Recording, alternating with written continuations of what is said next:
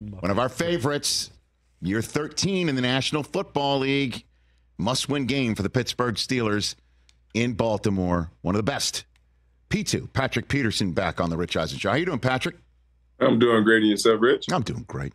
I am doing great. So last time I saw your team, I was in the booth, and I was calling Steelers Colts, and I turned to Kurt Warner, and I'm like, how is this team struggling to score points with so many talented people on the field? And then the last several weeks hit, and it seems like you're a different team. I'm wondering what it feels like to you right now, Patrick.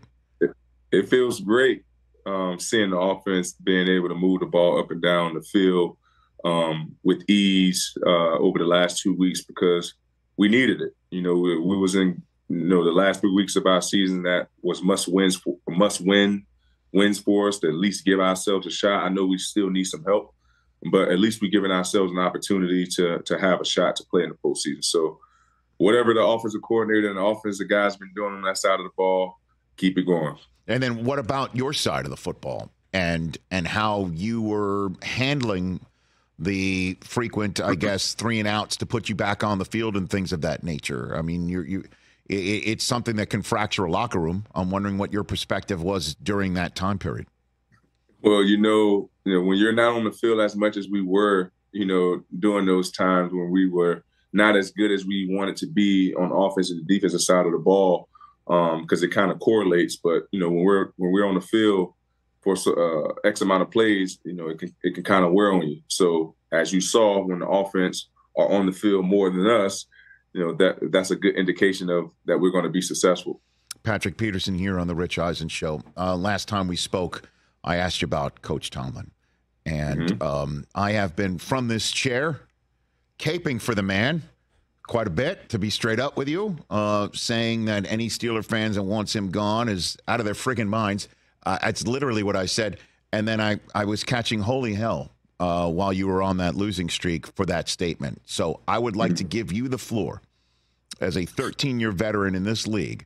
What was Mike Tomlin like during that 3-game stretch that you believe helped open the door for what you've done to put yourself in position to get in the playoffs, Patrick? The same as when we were on that 3-game winning streak. That's the thing I love about Coach. Coach is the same each and every day. Every day, each and every week, creates different obstacles, different challenges. And Coach understands that. And there's going to be ebbs and flows throughout every season. Everyone has ebbs and flows throughout this season. Last time I checked, there was only one perfect season in the NFL, and that's the Miami Dolphins. So you're going to win games, you're going to lose games, and everybody is preparing to win ball games on Sunday. So I know there's a couple bad losses, a couple teams that everyone feel that we should have beat, and we feel that way as well. But you can't point the fingers on coaches all the time because players are the ones out there having to execute certain calls. So Coach has been the same as he was when we was on a 3-game winning streak. So that's what I respect the most about Coach is that no matter what the circumstances are, that you're going to get his best each and every time we show up for a team meeting. I don't want you to call out anybody that you've had in the past who's not like that, but can you, honestly, not by name, I'm being deadly serious. Can you explain what it's like to be on a team when a coach isn't that way? Like, what does that mean when you say he's the same and how that is something you respect? What is it like when it's the opposite, Patrick? Man, you start to lose a team. You start to lose faith in your coach if he's changing up his attitude or if things are not going a certain way. Obviously it's your job and you're in position to fix that. So why would you have an attitude towards where the season is going? The only thing you have to do is put your head down and go to work and try to get the guys to galvanize around you so you can get yourself out of that hole. So you're saying by keeping it the same, it gives you the space to focus on what you have to do, because if he reacts to the circumstances outside the building, that that gives you less confidence? Is that what I'm understanding, or like what do you mean? So coach has a bunch of different phrases, right? Okay. It's about, doing routine things routinely, like not getting beat to the flat, catching wide open passes, executing your call. Those things, that's what, at the end of the day, that's what football comes down to. Doing routine things routinely. And I feel like when coaches get, on a losing streak, they try to reinvent the wheel. It all comes down to guys executing their assignment and doing routine things routinely. Point blank, period. There's no time. We're in the season. There's no time to reinvent the wheel. There's no time to try to put in new calls and doing, all this funky stuff to try to get ourselves out of the funk. When you find yourself in the funk, what you do, you go back to the basics. You don't try to do anything out of the ordinary, because we've seen the proof is in the pudding. When we do it right and everybody's on the same page, we're a hell of a team to beat. So, and when we were on those, 3 games losing streaks, we had to look ourselves in the mirror, because it came down to not getting off the field on third downs, kicking ourselves in our own butt on self-inflicted wounds. Like on defense, we saw the proof is in the pudding. When we give up, when we commit a foul on defense, teams score. When we work behind the chains on offense, it's 3 and out. So that's what I mean by keeping it the same, doing routine things routinely, doing the things that we feel that we do very, very best, and not shying away from that. Well, I mean, this is one of the many reasons why I love having you on, because this is real talk, and you never shy away from having real talk. But this does seem to be a philosophy that would work for grown men. You know what I mean? Right. For people like yourself, you're 13 years in the league. You know what's what. You know how things can go. And then you got a lot of young kids on your team. And I think that's what a lot of Steeler fans were wondering is, like, does this approach work with kids who are really talented that it might not come home to roost? And I'm wondering, is that was that in play at all in 3 weeks? Did you, in any way, shape, or form, have a hand in talking to maybe some of the young players on the team? Like, you don't know how good you have it right now, that sort of stuff, Patrick? And man, no doubt about it, because like I talked about, when we walk into coaching meetings, like, he does a great job of just outlining what he expects from us. And I'm not going to get into one of the team meetings that we had, but it was one of the ones that, he touched some guys, and in my opinion, he really forced some guys to look themselves in the mirror. And that's what a coach is supposed to do. Forces guys to dig down deep to find their better selves. And coach does a great job of doing that each and every week. I'm not saying that coach is, motivating grown men. He just does a great job of having guys understand the position that we are in and don't take it lightly. And for me, that's why I love being around coach, because a lot of coaches don't give you that hope or that inspirational fire that you may need to go into a game. And then how do you back that play? Because again, I keep returning to this, and you're 13. You've played in 4 playoff games. You've won 1. You want to go back. You want to go back. Yep. You came to Pittsburgh to win a ring, right? So what do you say to young kids who, again, may not know any better and have the talent, you see it? And what do you do as an OG and the rest of the guys maybe on the defensive or offensive side of the balls who have the same sort of cred in the locker room? Man, and that's funny you asked me that, because guys always tease me all the time and saying, like, we all can't have Pat P's careers, meaning being in the league double digits. And they're completely right about that. Then you know what I hit them back with? What? Is that why you don't take these opportunities lightly? Because you don't know how open that window is. So that's why you got to take advantage of every opportunity that is given to you, because you may not be here tomorrow or next year, whatever the case may be. So if you're in position to do something special, don't waste it. And that's always been my mindset and my motto. Yeah, I always had dreams and aspirations to play, 15 years, but that wasn't guaranteed to me. I'm just very blessed and lucky to still be playing this game that I love 13 years and counting, because I plan on coming back next year. So that's my message to the young guys that think that there's always a tomorrow.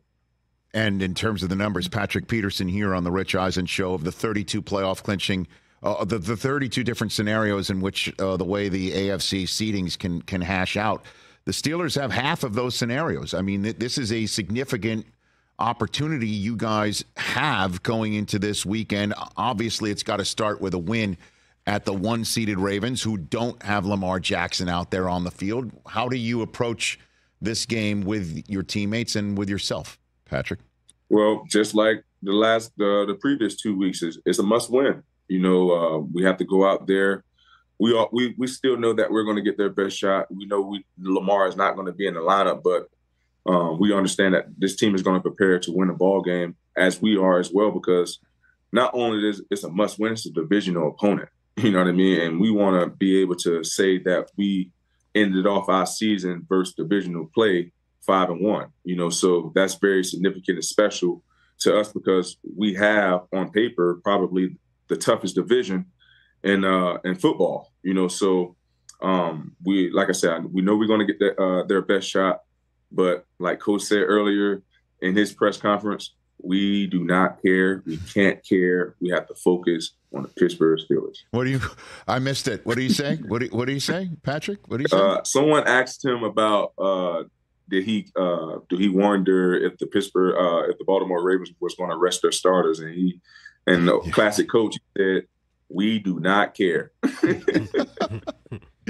It's funny. Again, I think I mentioned this to you the last time you were on early on in the season, that I made the mistake of asking Mike Tomlin if he plays the "nobody believes in us" card. And, no, definitely don't play that card. He said that he wouldn't, because no one would believe him that he'd be playing it, is basically what he said. That I agree. You know, I agree with that one. But that would be him switching up, right? Like, now that would be an instance of him not being consistent if he did that, right, Patrick? That would be. I see where you're going with that one, Richie. Well, honestly, and again, I'm admittedly in Tomlin's corner, you know, because and I get accused of being a member of the media that gets, you know, that falls in love with the way that he talks and the way that he talks to the media and the way that he treats us. But I also see, you know, so many different instances of coaches in this league, and you have too. And he makes me want to go run through a wall, you know, after I speak with him. It's a fact. I'm telling you, you're 100%. You hit it right on the head, Rich, because, you know, obviously you see it on TV, you see it in interviews, but when you're here every day, like, you feel how genuine Coach is, how much passion he has for football. Like, Coach loves football. Like, I've never been around a head coach that literally hits all facets of the game. Like, Coach, he don't rely on analytics to give him, you know, his film. Coach watching film himself. Coach getting his notes or his nuggets himself. He's not worried about a team of guys to bring him a piece of paper. He just read it off and come into the team meeting room. Coach have all his T's crossed and his I's dotted himself, and he does the legwork himself. And like I said, you can't do nothing but respect that. What were you just doing? What's going on in your life? What were you just up to before sitting down on this? Man, I was just me and a couple of teammates were giving out some checks to this this foundation group. We raised a couple bucks. I can't remember. It was maybe 7 of us. Okay. Gave out a $2,000 check to this foundation, just during the holiday season, just showing my gratitude to them and giving them a helping hand.